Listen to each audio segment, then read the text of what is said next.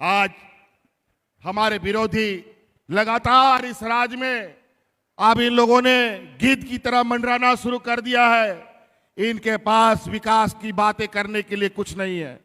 इन लोगों ने रेलगाड़ी बेच दी, स्टेशन बेच दिया, हवाई जहाज बेच दिया, एयरपोर्ट बेच दिया।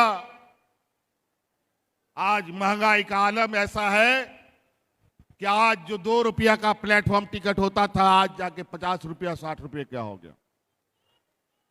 आज ये हालत, आज किताब कॉपी कलम बच्चा लोग को पढ़ाने के लिए उन सब का दाम इतना बढ़ गया कि गरीब गुरुआ का कमाई तो बढ़ा नहीं और गरीब होता चला गया, लेकिन महंगाई बढ़ता चला गया। आज देश में सबसे सस्ते में पेट्रोल डीजल का दाम घट गया है, लेकिन आज देश में पेट्रोल डीजल 100 रुपया पार मिलता है। आज अर्थव्यवस्था का स्थिति इतना बुरा है कि अगर ये लोग 2-4 व्यापारी देश छोड़ के भाग गए तो हमारी स्थिति भीखमंगा की कर देंगे। इसीलिए ध्यान रखिएगा, अभी ये लोग सांप्रदायिक दंगा फैलाने में लगे हैं। अभी आज कल से इन लोग का पूरा गांव पंचायत ये लोग घूमने निकलेगा और बोलेगा कि हिंदू खतरे में है, हिंदू मुस्लिम करेगा, आदिवासी गैर आदिवासी करेगा, अगड़ा पिछड़ा करेगा और हम लोगों को आपस में लड़वाएगा। ये लोग ऐसे जहर बोते हैं जो सांप्रदायिक सौहार्द में तनाव फैलता है।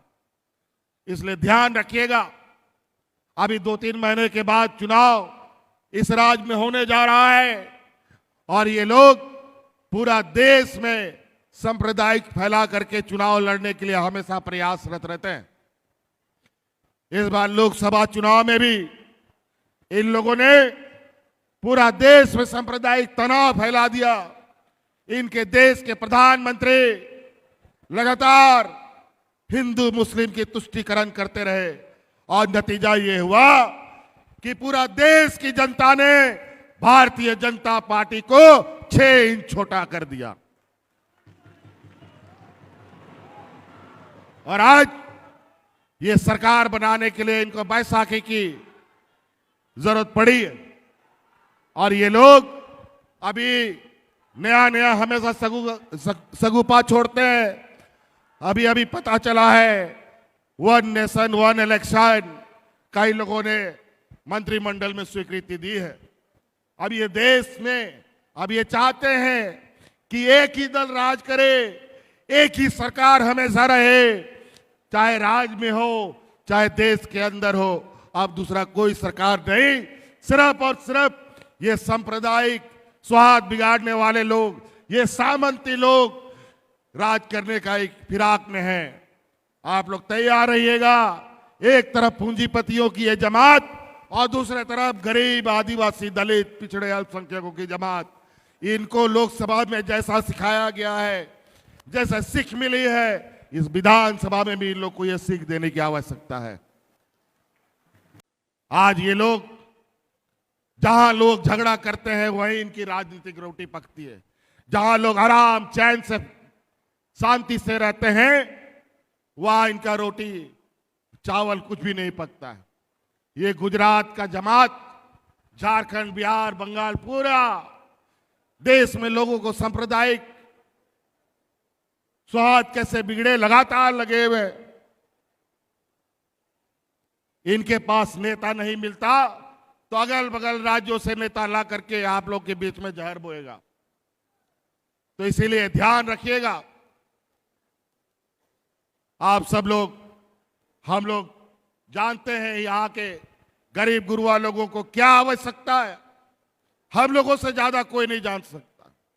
और अभी ये लोग नया फिर से सगुपा छोड़ा है कि संथाल परगना, बिहार, बंगाल को मिला करके अलग राज्य बना दिया जाए।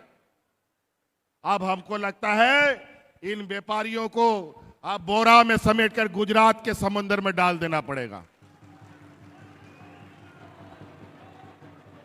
अब इन्हीं के राज्य को अलग कर देना पड़ेगा, देश से अलग कर देना पड़ेगा।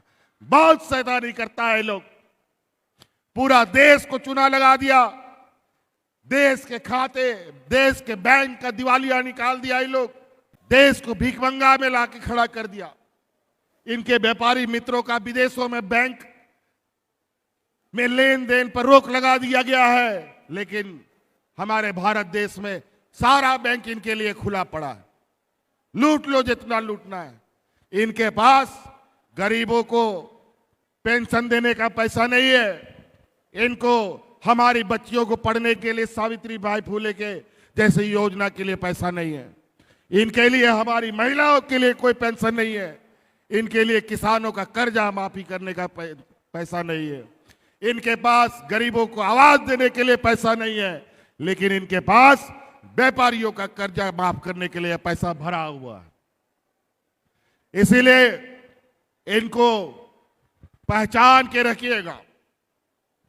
ये अलग अलग चेहरा बना करके आते हैं, अलग अलग तरीके से। अभी ये लोग मैया योजना बोलता है, ये 2 महीना के बाद बंद हो जाएगा। आज हम जो योजना चालू करते हैं, पीछे पीछे ये लोग भी योजना चालू कर लेता है। अगर ये 2 महीना बंद होगा तो ये योजना आप क्यों चालू कर रहे हैं भाई, जरा बताओ।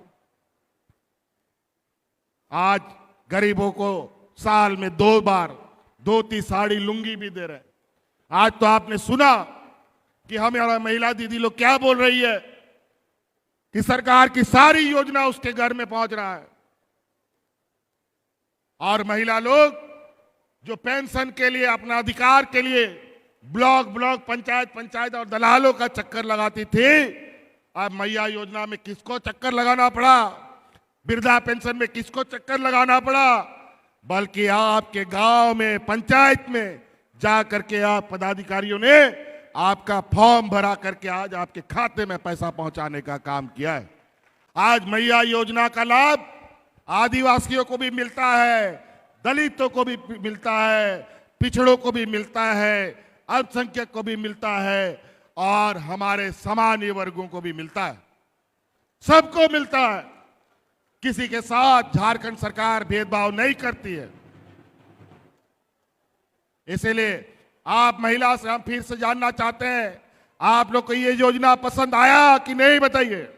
पसंद आया? आपको अच्छा लगा? चलिए, बहुत बहुत धन्यवाद। इन्हीं बातों के साथ